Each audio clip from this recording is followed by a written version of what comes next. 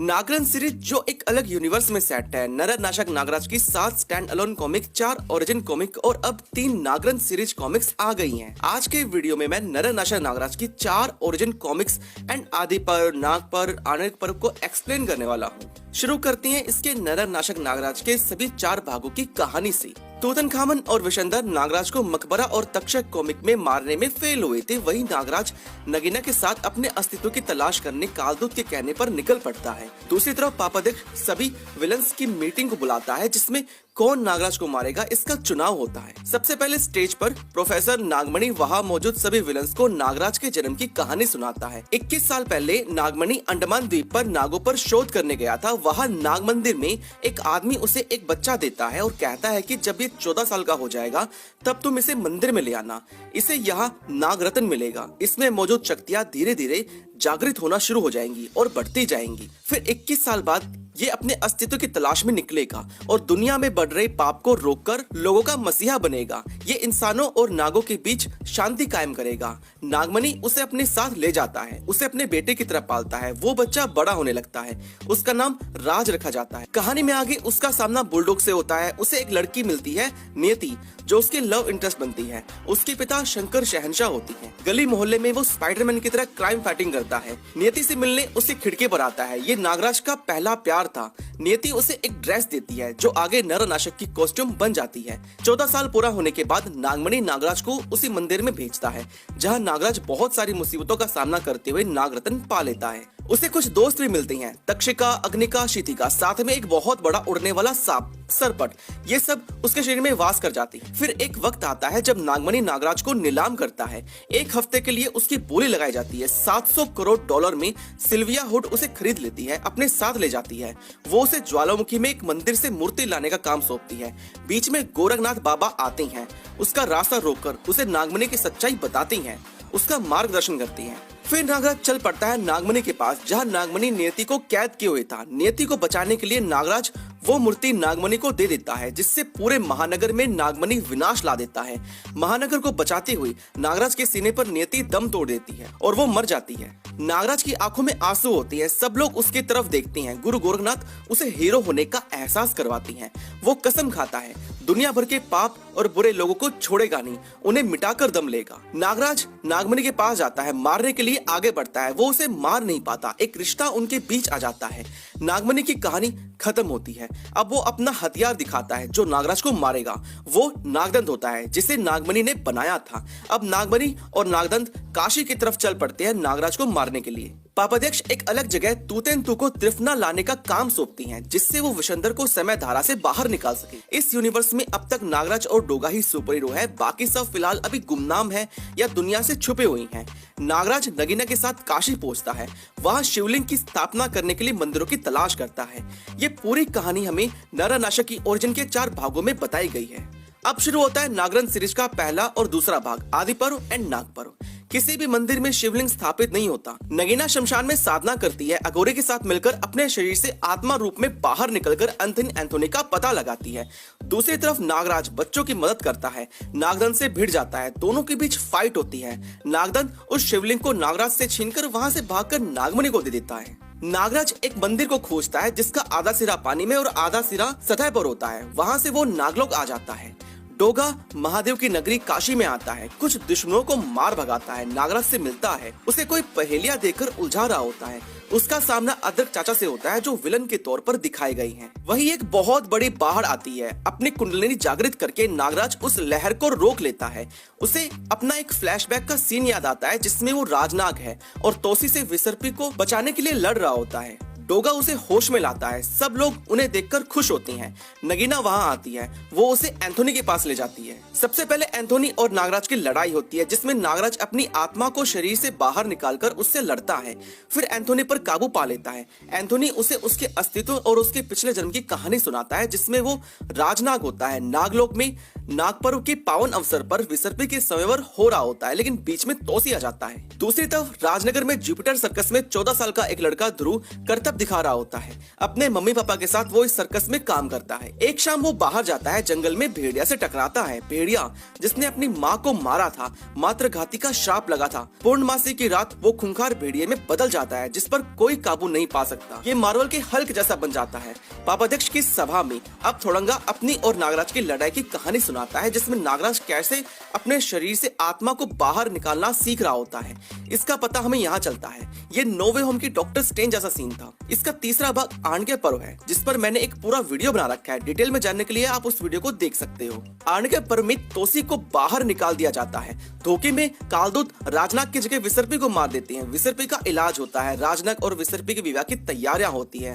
कालदूत का वहम दूर हो जाता है। तोसी उनकी तरफ उन्हें मारने चल पड़ता है। प्रेजेंट में ड्रैकुला नागराज के सामने आता है, जिसकी मदद करने ध्रुव भेड़िया के वाहन बेढ़ावन पर वहां आता है।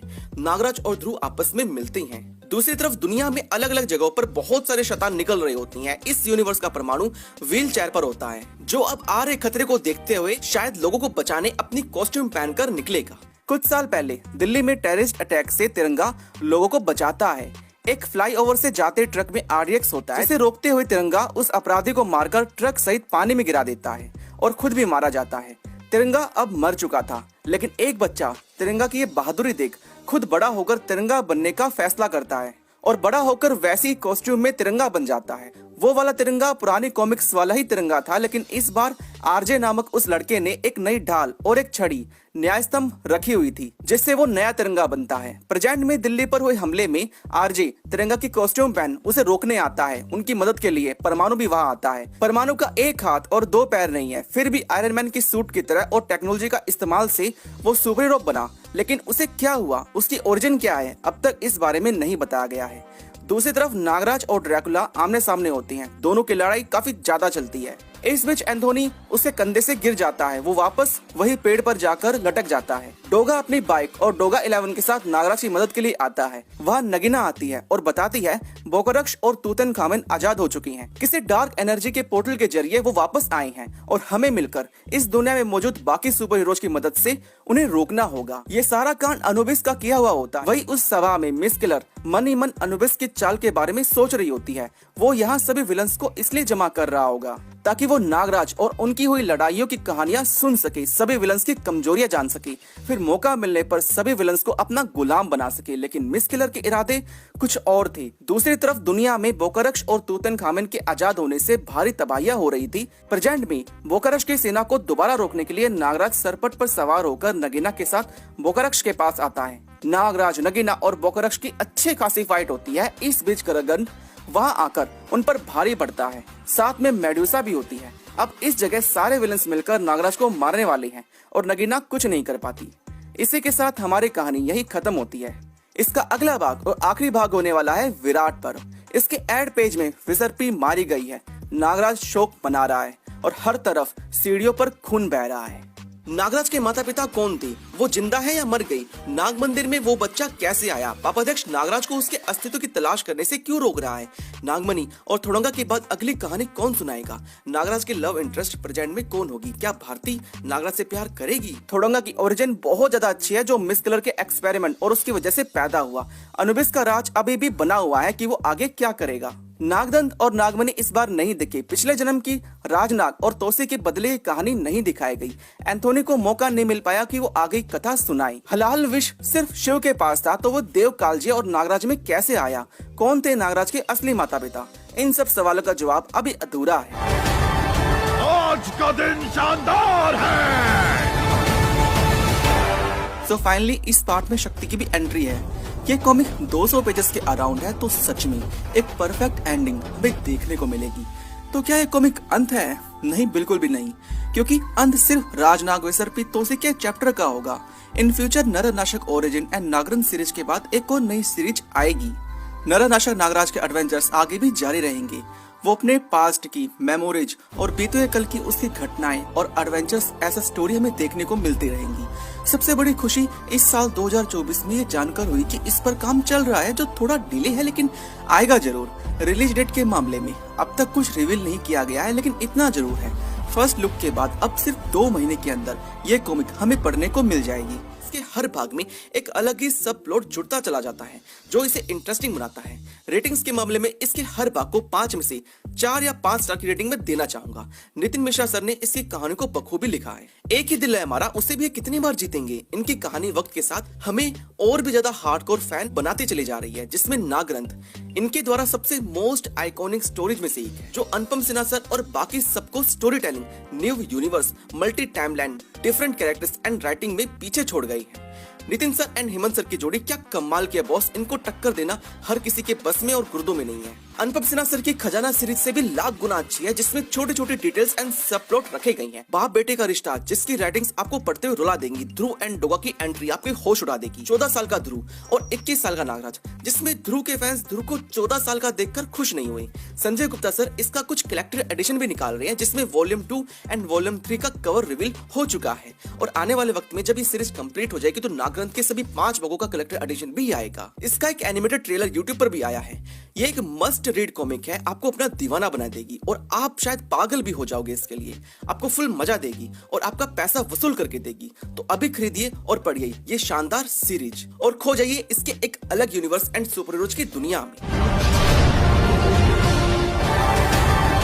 आज का दिन शानदार है।